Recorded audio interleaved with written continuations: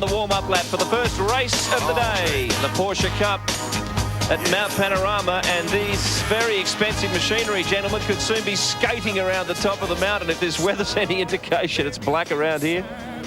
Cars are running a storming 3.6-litre six-cylinder boxer engine with not one but two turbos. Dean Grant, Paul Whitmarsh, Ken Burke, all the way down to the first of the Class B cars. There is, as Mark mentioned, there a race going on within the race. Maestrom here.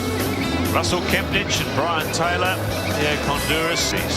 Big field of cars here. Chris Stannard a little further down the grid than he would like. Dabbled in a variety of categories. A great supporter of motorsport in this country. But look at that fantastic shot there of the crowd. That Porsche Cup cars take their good positions. You can see how many are here. 40 cars in all. Tremendous roll-up.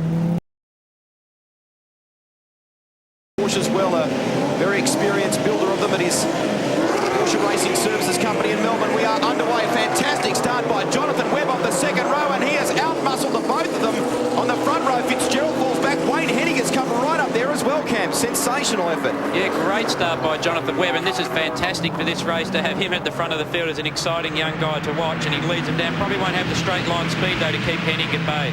Hennig coming in, a prominent sports car racer back in the 70s himself. Steve also taking part in this race, so Tony Quinn goes back, and look at Peter Fitzgerald, the pole man. He's been shuffled right back the pack. He's got a lot of work to do. Matthew Coleman is up into fourth. I guess the class of the field in the championship this year, and will back up from this race to join Andrew Jones in the third of the cars, and he's starting to come into his own. We have a look at the replay. What's happened here? Oh, this could have been the collision with car 27, Peter Coles, and that's a pretty good reason to go out of a motor race. What a hit. Well, it's a very odd place for him to actually go up the inside there. I've got to say that's just out of the cutting, and it looks like he may have sort of semi-caught. Aggressive now, yellow flags on display, no passing at this part of the track. So they are line astern through there. So they don't want to bring out a safety car at the moment. We have had problems throughout the weekend. The safety cars have come out and slowed down the racing, and other events have had to be shortened or even cancelled as a result. So I think the will of the Clark, of course, is try and make this race run. On those cup cars. Whoa. This is the other car that was involved in that incident. So Michael car Mitchell. 38, Michael Mitchell, all the way from WA, and he was involved in that hard hit just coming out of the cutting. 270 kilometres an hour. They sweep into the Caltex chase. Big lock and a lose for Jonathan Webb. Boy, oh boy.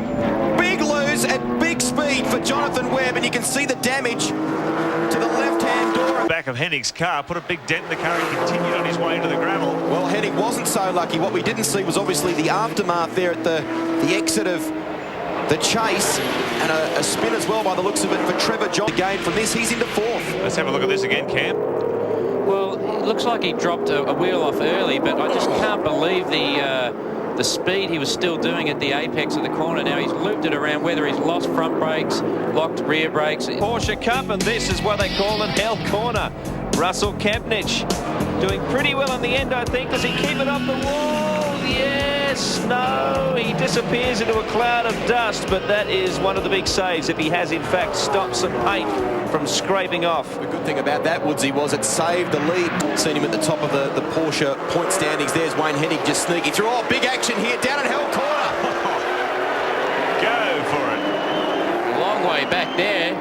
John Good just taken out innocently there. He was certainly the innocent party. You see some people take a run under brakes from a fair way back. That was a classic.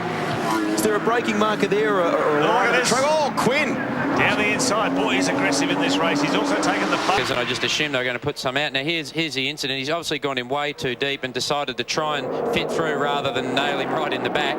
But unfortunately, Good had already committed to the corner, so you'd have to think there'd be some sort of drive-through or stop-go penalty. Here's another look. So he's up to the B pillar, sure, which is usually the judgment point for the stewards, but he's up to the B pillar, out of control, really a long way back. So Good was the loser, unfortunately, and Paul Blackie was the aggressor in the other car 24. So Tony Quinn's done another fastest lap. He's brought it down again at 2:21.70. He's maximising it too much. No, isn't it, Rusty? Let's have a look at this. 2:19 now from Tony Quinn. Oh, getting very close through Hill Corner. And a little bit of contact there too. I was going to say a little bit. It keeps going. That's Chris Seidler. Oh, how lucky was that? Chris is a terrific bloke from Victoria who we spent some time with on the Dutton Rally. Oh, look, there was one hit, and they come back for another one. Two. Even up the equation.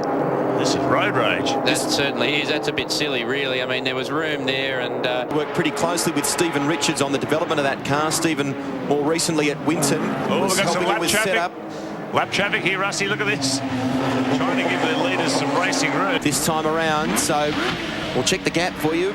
Tony Quinn's already come over the start-finish line. He's done $1.19 at 2:19.44, so he's really honking. 9.3 seconds. So Tony Quinn has bowled. Brummer, a fantastic win, and by a decent margin too. This is the battle for second spot. Fitzgerald has gotten around Scott Shearman, who gets sideways out of Murray's corner. But Coleman secures second spot, Peter Fitzgerald third, and Shearman fourth.